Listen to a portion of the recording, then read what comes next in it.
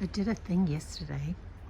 Oftentimes you see people putting furniture out on the side of the road to throw it away, or people can pick it up. And so I've been eyeing along the way and seeing if I find some chairs, and these two were sitting out there. They're in sad condition. Underneath they had cobwebs and redback spiders, for God's sake. I put them in the boot, freaking out that I was bringing spiders. And so I have to clean them all off when I get back from Brisbane. And I intend to paint one of them green, and I'm not sure what the other one will be. Yes, Philip is unimpressed, but we'll see if he might be impressed at the finished. They're sort of sturdy looking, sturdy. They're a bit fancy-ish, like, but you know, I think they'll look kind of fun painted, especially green. Everything looks good green.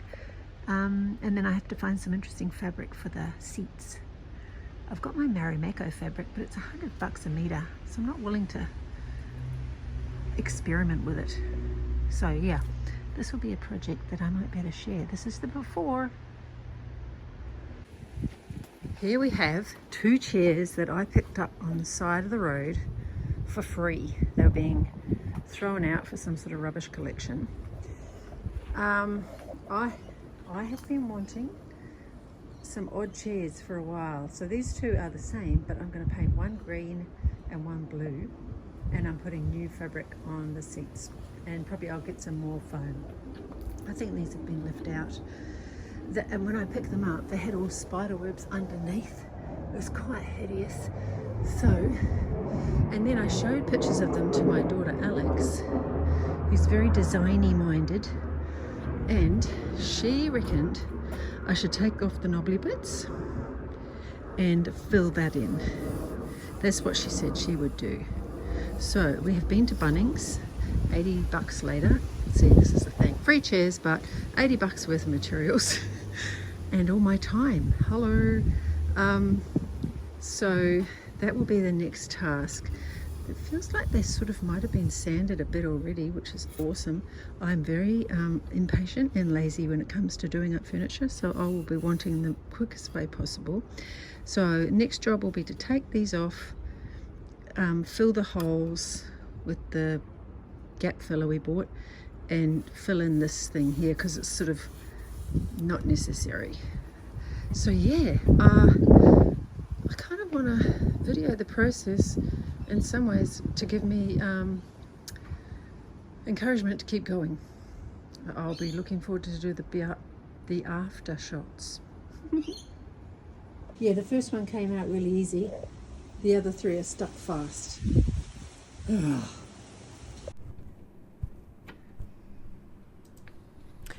I'm a bit naughty because I thought I would do this project, but really I get bored easily and distracted, and so these kind of hung around for a little bit, and then, you know, maybe a couple of weeks. I got back from Brisbane Affordable Art Fair and all that, and so thankfully we decided on a weekend to just hit this project hard, and I did tiny bits, but Philip really did a lot. I don't know where the photos went of the undercoating, but he did all of the undercoating. But we had to muck around and do all these little bits step by step. I took the fabric off the cushions. That was a bit tricky. You have to be really careful with that, how you use your screwdriver. You can really do yourself some damage because the staples are really stuck hard into that. Interesting to look how kind of neatly the fabric is done in this instance, as you'll see a bit later. I came out to find Philip had already started doing the puttying up the holes, so he did a great job, did all that. Quite funny though, because in a way, you know, he's normally quite a perfectionist, but in this instance, he sort of took off more I think if you were going to be really anal about this to get rid of these type of things, you might have to fill it up like he has there, and then maybe sand it or whatever, and then let it really fully dry and go back over. But I don't think we did that. We just did it with the one go like this. And so when it came time to painting, it did show up some little shadows or little bits and pieces of the previous, this indentation. So, you know, it wasn't perfect, but I decided I wanted done, not perfect. So that was okay. I'm just going to speed it along here and get to the next bit. Oh yes, this next bit. I'm doing the voiceover later. So off we went to Bunnings. I can't tell you how much fun it is to take Aura to Bunnings. It delights me every time. This dog brings me joy every single day. And so I love it when we take her to Bunnings. We put a little piece of cardboard in the trolley so it doesn't, so her little feet are okay. She kind of likes it too. She gets a bit of attention. She's a little bit scared, but she loves being with us. I know it's a bit tricky, but she likes the outing. I found some nasturtiums because I missed out on them a few weeks back. So we got some new nasturtiums. I was very excited about those. And so Aura's going to sit with those. And we got the materials. So obviously we went to Bunnings before we did that other work. But anyway, I'll put the video in here with Aura. What else? Okay, just Aura being cute, going around Bunnings. And then this here, those ears delight me every day of my life with Aura. Can you just get any cuter than those ears?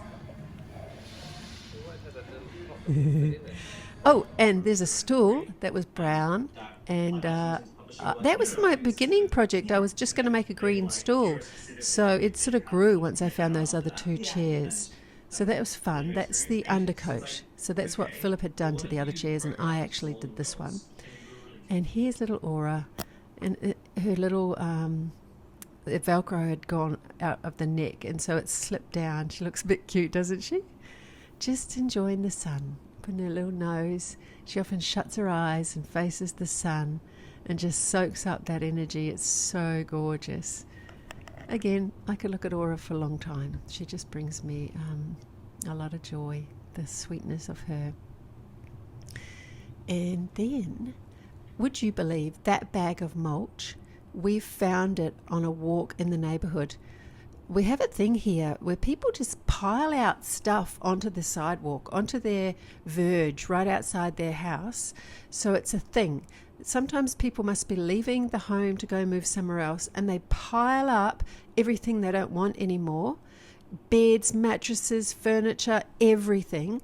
Pile it all up, and off they go. And sometimes overnight it gets picked up, disappears. So it's like the council here in Parramatta does a thing where they'll collect it 4 times a year. But anyway, I wanted to say how excited I was to mulch this garden bed with the new nasturtiums in there and little violas. I'm pretty excited about that. Maybe I have to put a picture of the whole thing. And so here I am painting, listening to podcasts and painting. It took 3 coats and a tiny more touch up. It took such a lot to get the full colour onto this. It was just unbelievable. I couldn't believe it. So yeah, that was sort of kind of unexpected, and to be honest, quite annoying. But anyway, I just had to do a coat, then leave it for a while, and come back to it. And around this time, here's the fabric going onto the cushions. But around this time, we thought, let's get some new tablecloths. So we went off to Spotlight and got 3 lots of fabric. They send you texts telling you there's 40% off sale, so off you go. And so I got these 3 different fabrics. And just to specifically these 2 that are on the table at the moment, to bring some warmth into the house, because it's been really getting cold. And I thought, well, it really makes a difference if you have warm colours around you. So we've got that lovely red gerbera. I wrap myself sometimes in a red blanket, and I got the overlocker out of the garage and just proceeded to overlock all the edges. And Philip was doing a very interesting job of putting the fabric onto those cushions. We'd been to Spotlight and we got this thin foam because we couldn't find the right thickness that we wanted. So we had to do 3 layers of quite a thin foam, which he has cut and put and placed.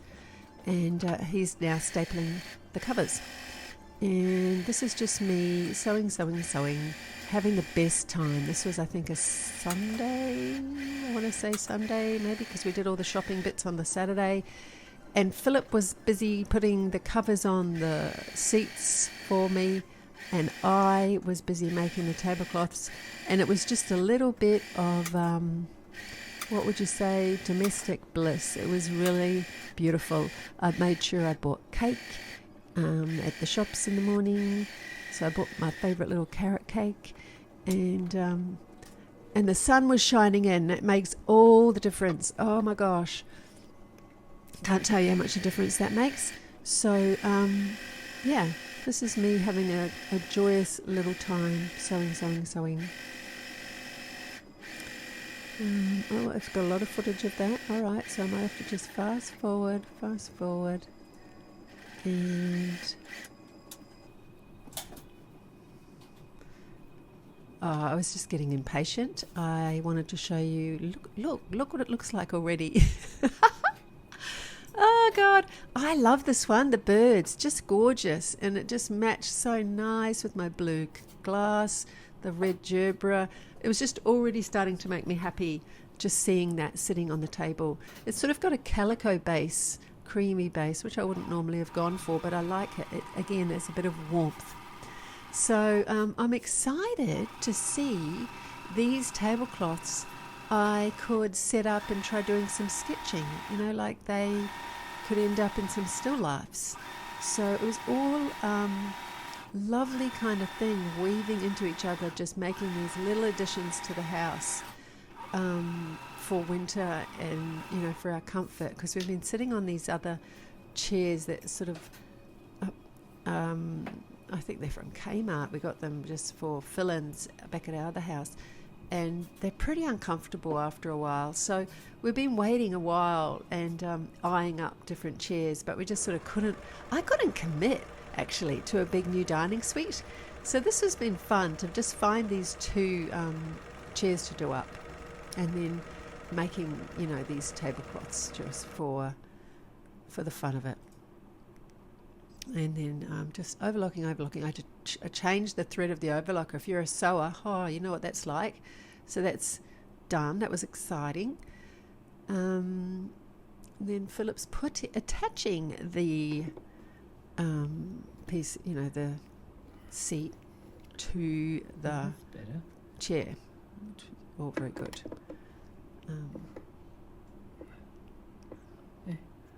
La la la la. All the bits and pieces.